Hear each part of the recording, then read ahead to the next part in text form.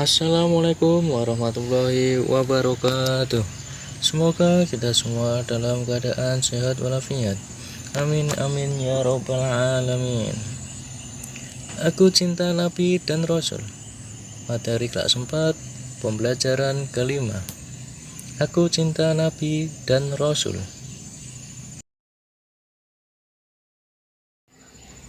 Yang pertama, kisah teladan Nabi Ayub alaihissalam.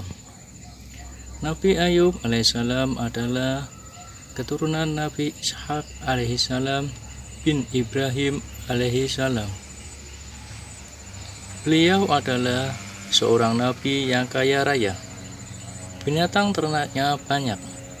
Meski ladangnya luas, beliau tidak sombong. Nabi Ayub alaihissalam pernah mendapat ujian dari Allah SWT. Hartanya yang banyak hari demi hari berkurang sehingga ia jatuh miskin. Karena imannya kuat, setan tak mampu menggodanya. Kaya atau miskin merupakan ujian bagi manusia. Nabi Ayub alaihissalam baik ketika kaya raya atau ketika miskin, senantiasa taat kepada Allah SWT, selalu bersyukur.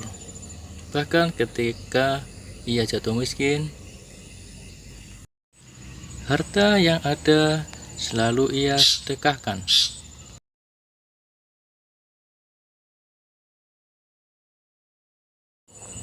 Yang B, kisah teladan Nabi Musa alaihi salam. Nabi Musa alaihissalam lahir di zaman Raja Fir'aun. Di masa itu, Fir'aun memerintahkan setiap bayi laki-laki yang lahir harus dibunuh karena pengaruh mimpinya. Allah SWT melindungi Nabi Musa alaihissalam dengan menurunkan ilham kepada ibu Nabi Musa alaihissalam agar anaknya dimasukkan ke dalam peti, kemudian dihanyutkan ke dalam sungai Nil. Bayi Musa pun diselamatkan oleh seorang wanita bernama Asiyah, istri Fir'aun. Suatu ketika, Musa kecil menangis karena kehausan. Asiyah memerintahkan pengawalnya untuk mencari ibu yang dapat menyusui bayi itu. Maka berdatanganlah wanita-wanita yang ingin menyusui bayi Musa alaihissalam.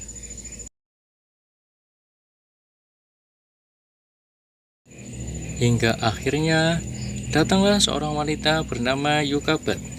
Wanita ini menggendong dan menyusuinya.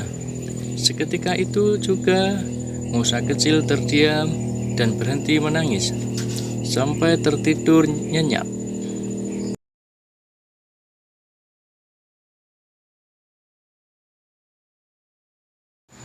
Nabi Musa alaihissalam suka menolong. Suatu ketika seorang laki-laki bergegas datang kepada Musa alaihissalam dan berkata, "Hai Musa, sesungguhnya pembesar sedang berunding untuk membunuhmu. Keluarlah dari kota ini. Itulah nasihatku kepadamu." Nabi Musa alaihissalam mengikuti nasihat orang itu. Maka keluarlah ia dengan perasaan khawatir seraya berdoa.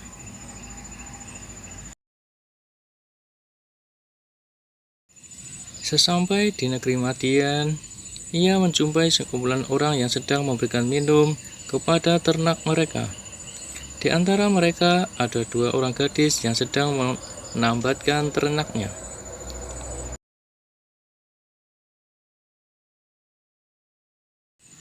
Seketika itu juga Nabi Musa alaihissalam menolong kedua gadis itu untuk memberikan minum kepada ternak mereka.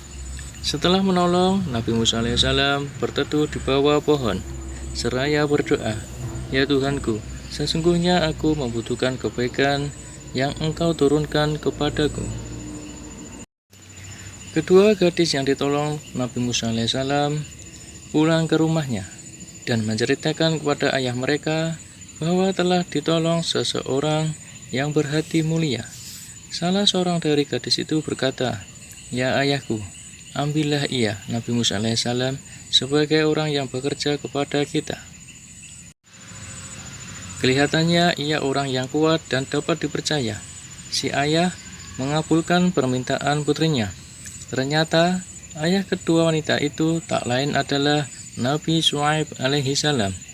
Disinilah perjumpaan antara Nabi Syuaib alaihissalam dengan Nabi Musa alaihissalam. Pada akhirnya Nabi Syuaib alaihissalam menikahkan salah satu putrinya dengan Nabi Musa alaihissalam.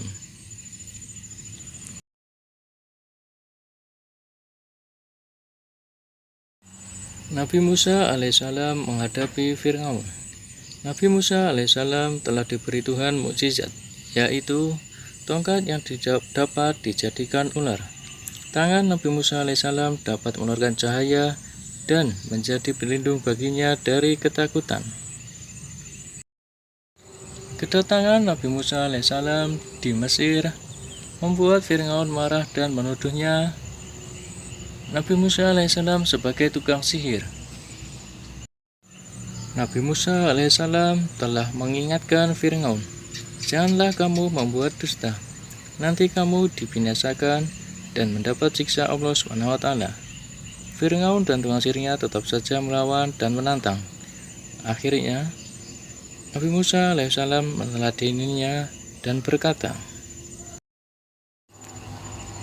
"Kumpulkanlah semua tukang sihirmu, datanglah beramai-ramai, kita berjumpa di suatu tempat." Di hari perjumpaan itu, tukang sihir Fir'aun berkata, "Ya Musa, lemparkanlah tongkatmu lebih dahulu, atau kami yang akan memulai lebih dahulu." Sahut Nabi Musa alaihissalam, "Kamulah lebih dahulu." Lalu tukang sihir Fir'aun melemparkan tali-tali dan tongkat-tongkatnya yang kemudian berubah menjadi ular. Di saat demikian, Allah SWT berfirman, yang artinya, "Dan lemparkanlah apa yang ada di tangan kananmu. Niscaya ia akan menelan apa yang mereka perbuat.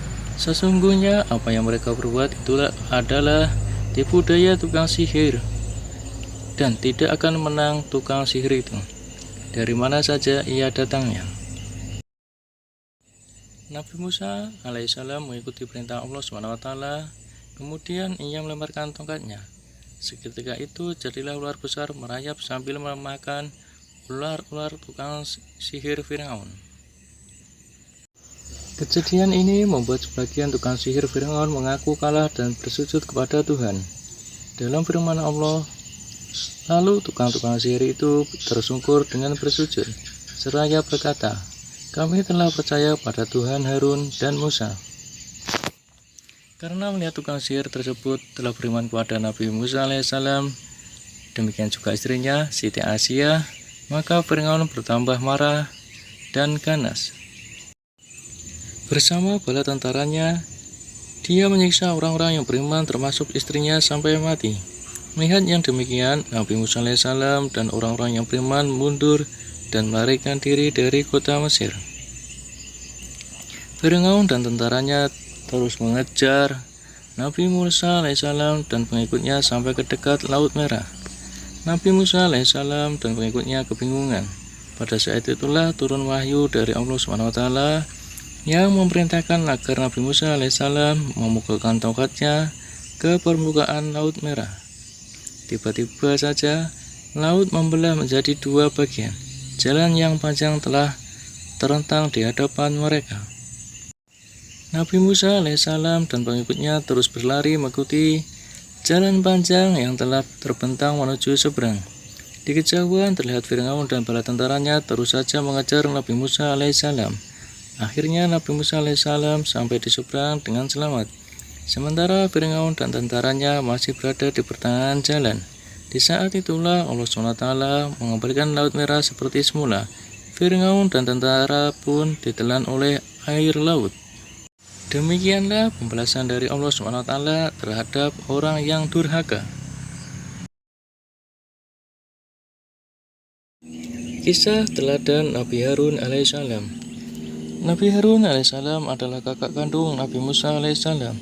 Tutur katanya fasih, Perilakunya santun dan kesetiaannya kepada Nabi Musa alaihissalam sangat besar.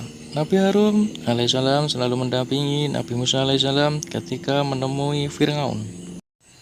Nabi Musa alaihissalam dan Nabi Harun alaihissalam selalu membela orang yang tertindas. Kaum Bani Israel yang tertindas berhasil mereka selamatkan. Nabi Musa alaihissalam meninggalkan Bani Israel selama 40 hari untuk menemui Tuhan di puncak Gunung Sinai. Nabi Harun alaihissalam dicerai menjaga kaumnya. Akan tetapi setelah Nabi Musa alaihissalam kembali, ia melihat kaumnya menyembah berhala atau patung. Nabi Harun berkata, "Wahai anak ibuku, kaum ini telah menganggapku lemah dan hampir saja mereka membunuhku. Janganlah engkau permalukan aku di depan orang-orang. Dan janganlah engkau jadikan aku sebagai orang yang dolim." Nabi Musa alaihissalam sadar dan merasa bersalah, lalu berdoa kepada Allah Subhanahu wa Ta'ala. Kisah teladan Nabi Zulkifli alaihissalam. Nabi Zulkifli alaihissalam nama aslinya adalah Bashar. Nama Zulkifli didapat ketika seorang raja bernama Ilyasa atau Nabi Ilyasa mengumpulkan rakyatnya. Raja itu bertanya, "Siapakah yang sanggup berlaku sabar? Jika siang berpuasa dan jika malam beribadah, maka ia akan diangkat menjadi raja." Tak seorang pun berani menyatakan kesanggupannya. Akhirnya anak muda bernama Bashar mengacungkan tangan dan berkata, "Saya sanggup, tuanku." Sejak saat itulah ia dipanggil Zulkifli, yang artinya sanggup. Nabi Zulkifli alaihissalam adalah putra Nabi Ayub alaihissalam. Seperti ayahnya, ia juga mempunyai sifat yang sabar dan teguh, serta taat beribadah. Nabi Zulkifli alaihissalam kemudian diangkat menjadi raja. Pada masa kepemimpinannya, ia berjanji kepada rakyatnya untuk menjadi hakim adil. Di waktu malam ia beribadah dan di waktu siang ia berpuasa. Ia melakukan sholat 100 kali dalam sehari. Tidurnya di waktu malam hanya sebentar.